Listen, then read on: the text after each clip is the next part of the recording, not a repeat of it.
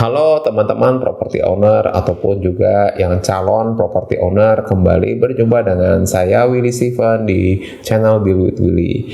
Ya, pada kesempatan kali ini ya kita udah berada lebih dari pertengahan ya setengah tahun di 2024 ini. Ini artinya nggak lama lagi kita masuk di tahun 2025. Pas tanggal 1 Januari 2025 ini saya coba kembali mengingatkan, mungkin sebagian teman-teman ya ada yang nggak ingat atau ada yang belum tahu ya, tapi pada kesempatan kali ini saya coba share dulu ya. Nah, tentu aja tentang PPN ya, pajak pertambahan nilai yang per tanggal 1 Januari ini 2025 nanti itu menjadi 12%.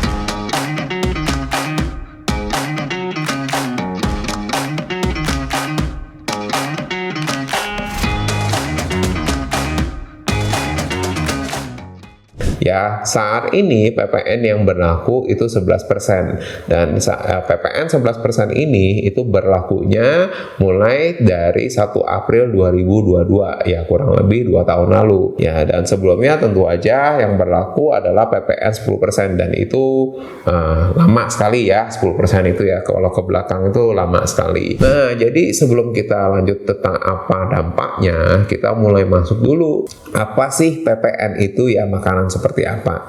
Jadi PPN ini itu adalah definisinya adalah pajak pertambahan nilai.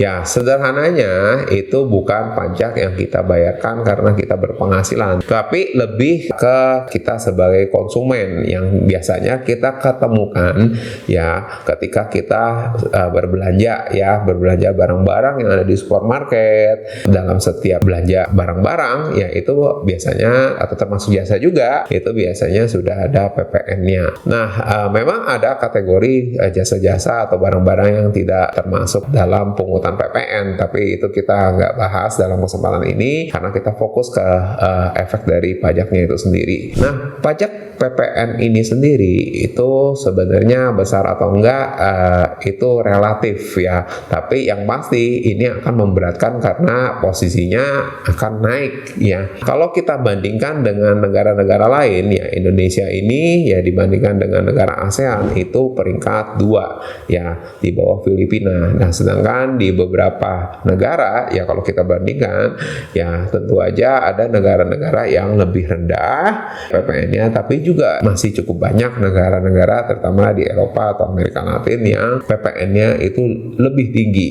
Sebetulnya ya Indonesia masih di tengah-tengah lah, tapi dengan kenaikan ini tentunya ini akan memberikan efek domino ya, karena yang kita bayarkan ya sebagai konsumen itu tidak hanya dalam satu kali belanja aja ya, tapi dalam setiap proses produksi dan distribusi itu juga ada unsur PPN-nya ya. Dan ini yang memberikan efek inflasi itu tidak hanya satu kali lipat ya, atau naik setingkat dengan besaran PPN-nya yang 1% itu, tetapi ya tentu aja akan menjadi berlipat-lipat. Nah, bagaimana efeknya dengan properti ya kan, karena kita mau beli rumah ya kan.